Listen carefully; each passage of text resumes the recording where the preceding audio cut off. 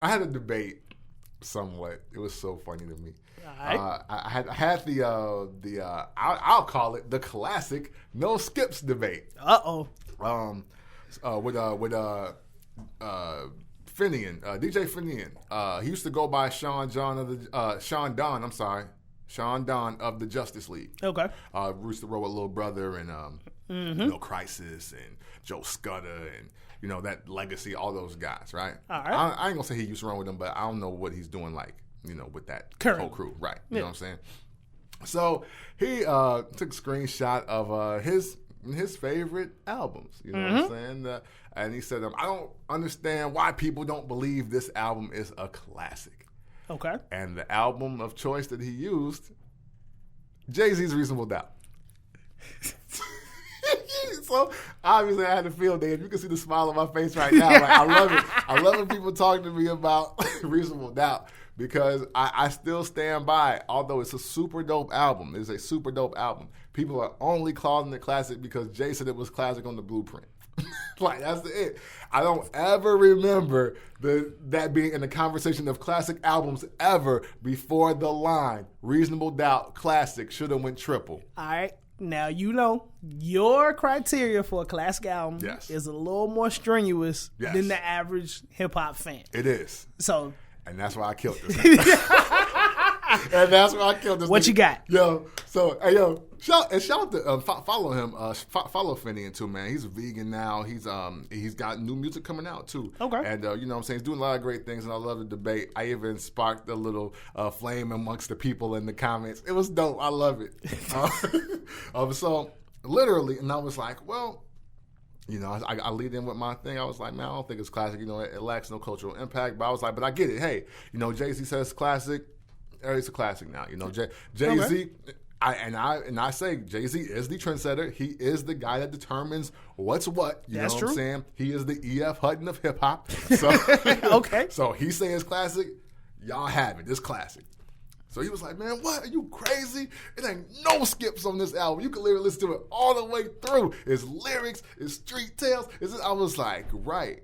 I was like, but that don't make it classic. I was like, listen, a lot of albums have that. A lot of albums have what you're saying. Okay. But they're not classic. They're not deemed classic. I was like, look, the album had to be released twice to go platinum. I was like, because and it still didn't go, by the way. Guys, in 98. Still went platinum in 98. Okay. And he was fresh off of 3.5 million on the way to 5 for the album that I think is Jay-Z's first classic is Hard Knock Life Volume 2. Okay. And then he had a field day. Like, it almost made he did everything but call Hard Knock Life trash.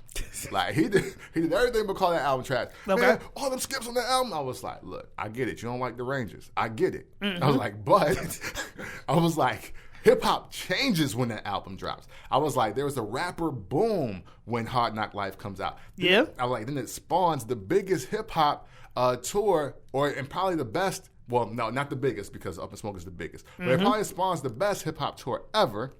Okay. It's the first time that we hear Timbaland give a beat to a rapper. Okay. And I was like, and then, I threw some other shit out of it. I was like, this is also the death blow to Memphis Bleek's career. Like, what the fuck are you talking about? I was like, look how many things change or are just set in stone once based off that album. Right, you know what I'm saying? I was like, and then the Dipset B team bites the shit out of the Hard Knock Life album. Listen to the tracks that you skipping. Like, because it's like that is like, it's a few bars on there and on Blueprint too. Like, yo, Joel Santana got his first hit single off of the City where the skinny niggas ride. Nope, it's the Skinny where the skinny niggas ride. Like, yo, that's a Jay-Z bar. Yo, like 40 cal, I'm a hop, skip, and the jump from Griffin to Pump. Like, that's Jay-Z. That's fucking, it's like, yo. Like, okay. Like, listen. Like, and then so he was like, man, that album ain't better. I was like, okay, cool. I'm not saying Reasonable Doubt song for song ain't better than Hard Knock Life. I'm saying with impact of the culture and the music business of hip hop, there is no way Reasonable Doubt. No way Reasonable Doubt is a classic, and there is no way that Hard Knock Life Volume 2 is not. And then he was like, but it ain't no skips. I was okay. And this is how I end the no skip debate for everyone with like maybe a sentence and a half, a bar and a half. Right? You know what I'm saying? Show me an album that has no skips. I'll give it to a person that thinks it's just all right. That is a fact. That is a fact. I mean, hey, like, and to stay on topic, look at all the Jay-Z fans that don't know of Jay-Z before Kingdom Come. And it's a gang. He's Beyonce's husband. Yeah, that is it. Some people's introduction to Jay-Z is Crazy in Love. Oh, man, that sucks. Yeah, right. It sucks.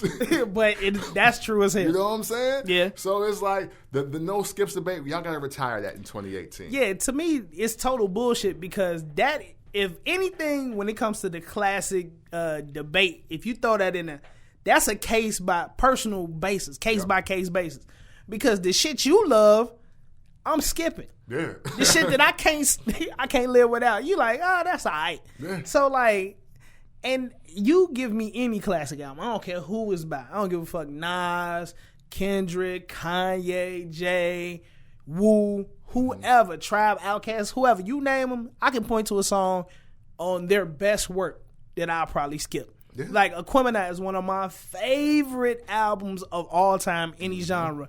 I'm skipping the shit out of Mamacita. Hard skip. I forgot that's what people don't know. See what I mean? See what I mean? One of the greatest albums of all time, especially to me personally. Skip that shit. What else? Blueprint. Man, like, everybody loves Song Cry. Skip. I ain't gotta hit. Straight up. Whoa. I ain't ever gotta hear Song Cry. Did y'all hear that? You say he's skipping Song Cry, you niggas. Skipping the fuck out. I don't gotta hear that shit. And that's just like, it's a subjective thing. Like, yeah man, it ain't no skips. Are you sure? Exactly. Biggie got skips. Yeah. Tupac got skips. Like, the second half of Ready to Die is damn near skip word. That's how the Unbelievable and Suicidal Thoughts. Like, I don't. And I skip Unbelievable. Well, damn, you know what I'm saying? That's just me though. Like, yeah, dog. Yeah, people talk like that's why I hate when people be like, man, no, it didn't age well. It's like, no, some of that shit was just never hot. Like it's hot joints and it's not. Like, I'm in this mindset now, and I keep listening to old albums just to make sure. Shit don't really age bad. It just wasn't that hot. Because Warning right now is still as hot as it was in 94 to me. That is true. That's true. You know what I'm saying? Everyday Struggle, the song, not the show. Well, that's another show. But that's still hard as hell to me. The What? Method Man and Biggie, that shit is still fucking fire. Like, to be crazy, I didn't even realize the genius of Method Man in that record until like a few years ago when Biggie was like, so don't tempt me. And then he was like, T-H-O-D, man. Like, he was at least using his me to spell his name out and kick off his verse. That shit's hard. Yeah. Very dope. And that was 93, 94. He did it like, that shit is still hot in 2018. Now, you know what? When you say things don't age well, and it was never hot, I get what you're saying, but at the same time, some shit just sound dated. Like, you could just hear the age on it. Not that it ain't hot. It's just, it's old. Like, it's certain joints, I can't think of them off the top of my head. But like, to me, Ready to Die didn't age as well as Life After Death. Just because definitely not. Because of the time period in which that shit was made. You can hear the boom bap on it. Whereas like Life After Death, that shit could get made in 2017. Like, now, I'll give you this. A lot of people pull their futuristic hand out. And that's why certain music sounds a little better.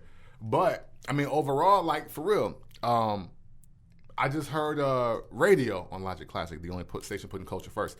And that song was, 86? LL was going nuts on that to me. You know what I'm saying? Like, I think it's literally like, I mean, even though I'm not in love with the symphony beat, G-Rap and fucking Kane murder that shit. Like, they're murdering it in my mind right now at 2018. I think what it is that, you know, some people, and I think this is for all musicians anytime, any era, some artists and musicians, they make what they make right now, and then sometimes you're just making a few timeless records. That's what it is. You know what I'm saying? Like, you know, man, on the way here, I was listening to the radio and Bill Withers' "Use Me Up" came on. I don't know why nobody's not used that sample more of that beat. That's one of the hardest beats to a song that a nigga is singing on ever in life. Shout out to UGK. You know what I'm saying? Right. You know what I'm saying? Like, how has that not been used more? That.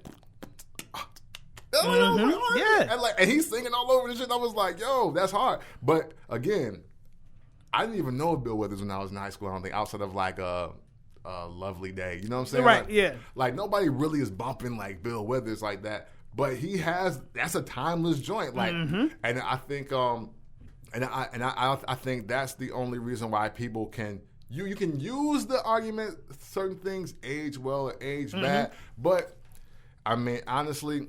When the planets align and you really got a dope track, like it just can't be beat. You know what? I think a lot of times it's production styles too, like the sound of the time. Yeah. Like sometimes it's so ingrained in your mind that this is 92 or 2003 that it can't really live outside of that. You know what I'm saying? Like, it's dope.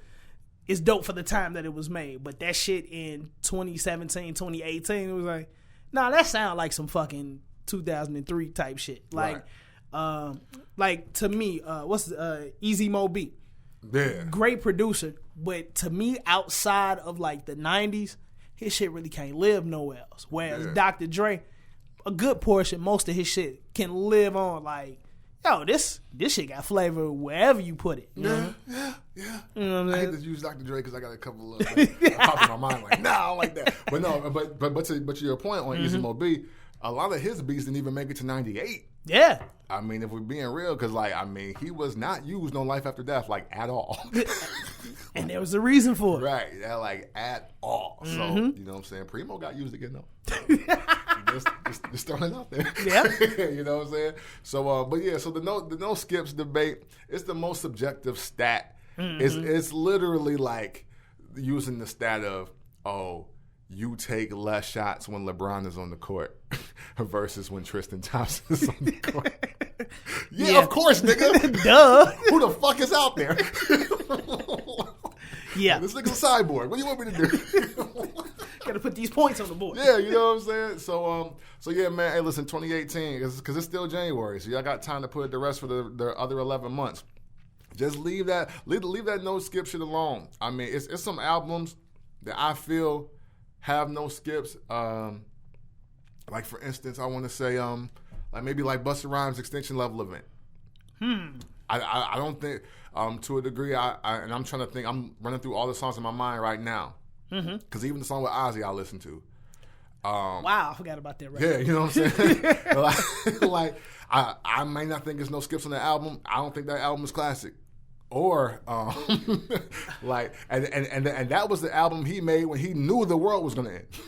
He literally got it on TV and was like, "Yeah, this is it, y'all." It's a wrap. Like, and I think that's why Anarchy was so subpar because he was like, "I ain't gonna be here." And then when Y2K happened, he was, oh shit, we still alive. The lights are still on. So I gotta keep making music? Oh shit. Damn it, I was ready to cash out. Like, yeah, you know, like listen to the 3 Busta Rhymes intros. Like he's telling you there's only 4 years left. There's only 3 years left. Time is up. Like, wait, hold up, bro. So that explains why we ain't got a dope Busta Rhymes album in years. I'm telling you, hey, and those first 3 albums are hard. And my man Busta Rhymes was rapping like, it is over. Let me get it out right now. And when Y2K was just a glitch and Jesus didn't come back, that nigga was like, oh shit, I gotta get back in the booth. The fuck? So D&D is still open? Right.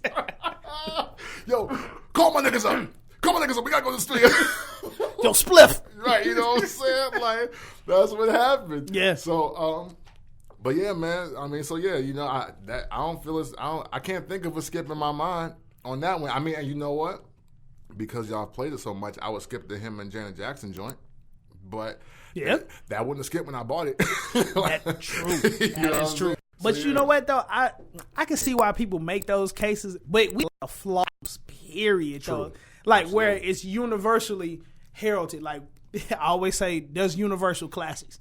like even the joints like the Illmatics of the world and stuff like that, they're not flawless. Like I can't think of one album where I would honestly say, like, yo, man, that joint is like flawless. Ain't no skips, none, zero, none. Right.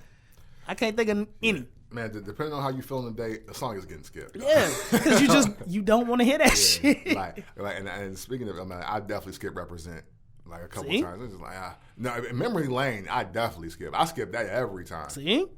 Every time. Represent, sometimes I let it rock because, people have sampled from that song. But Memory Lane, yeah, he could have made 8 songs in that. Whatever. But ain't no skips though, G. Yeah, you know what I'm saying? So that make it classic. Yeah, right. See, we've already proved you wrong twice. I gave you a really dope album. He gave you an album that's deemed as classic. You know what? I gotta give Nas his respect. I'm sorry, Illmatic is a classic. Come on, man. You're saying you can't do that. No, but you know what? At first I couldn't think of why it was. And that's why I was like, man, we just called it a classic because some Asian girl that wrote for The Source said it. Right? That's what we leaned on for a whole time. But now Here is the classic criteria for Nas, Illmatic. Because everybody was like, because he threw this out there. I guess you don't think Illmatic by Nas is a classic either because that didn't change I was like, yeah, actually it did change the industry. They changed it forever. Okay. Because Nas Illmatic is the first science project in hip-hop. Because all the different producers? Yep. Absolutely. Because at first it was Eric B. and Rakim. Jam Master Jay did Run DMC albums. Cut Creator Rick Rubin did LL albums. And like if you had a producer, like they did the whole album. That was front it. to back, yeah. Nas came in and rapped one verse and everybody was like, I gotta get this nigga a beat. Like, please, pick me. Right. So then Pete Rock, DJ Premier, Q-Tip, Large Professor all get together. And it's like, no, we got to do this. And then Cool G Rap comes in and is like, yeah, you got to do this. And then he brings in AZ. This is our introduction to AZ. So, like, all that alone, like, yo, we've never had the one guy. And this is post-Rakim, post-Kane, post-G-Rap. And they were like, no, we got to get this kid a beat. Yeah. And that is the first rap science project that comes out really, really dope. So, yeah, no, that is why Illmatic is a classic because it is the first rap science project that actually fares well. Your criteria, I swear to God, is the hardest to beat. But it makes logical sense. That's the thing. This shit be making logical sense. I'm like, but as soon as you say cultural impact, even myself, I'm like, it's a classic, goddammit, just because. Yeah, see, it had an impact on the shit when it came out. It had an impact on you at the house, nigga. But you can't dispute that. Right. That's the only thing you can't dispute that. You can't dispute that. Like, so you better change the world and big up that album so we can count it, niggas. That's what y'all gotta do. That's what y'all gotta do right now. You want to say something classic? Tell me how it changed your life, and then become somebody to this world. I'll let all the classics slide in. When you get your Nobel Peace Prize, you big up an album that helped you get there, okay? And I'll be like, oh man, that's a classic. This nigga saved the world. You know what? I have a challenge for you then, my friend. Right. Like all the 5 mic joints. Now, I know the Source went back and changed a lot of shit, which is garbage. Right. But if you was to go back and look at that list, I would love to see the albums that you would be like, nope, this shit ain't it. Nope, this shit ain't it. Now, there's a few towards the end of the Source's life where they was obviously bullshitting. Like that Naked Truth album from Lil' Kim. Yeah. Fuck that shit. I love UGK, one of my favorite groups, but that 1B album y'all tried to slide and give, like, I feel you, but nah, that's some bullshit. I would love to see you go back and like look at that list and be like, nah, get that shit the fuck out of here, get this shit the fuck out of here. Like, I know y'all love this shit, but get this shit the fuck out of here. And there's definitely a couple of those. I just don't remember which one. We're gonna do that, matter of fact. We might break that up in like a few shows. That might be my closing segment every week. You know. Hey man, y'all better not steal our shit, man. Yeah, you know what I'm saying? Hey, yo, nobody gonna do it like us anyway, but y'all better tread lightly before you start taking our shit. We watching you. Yeah, definitely. We watching you.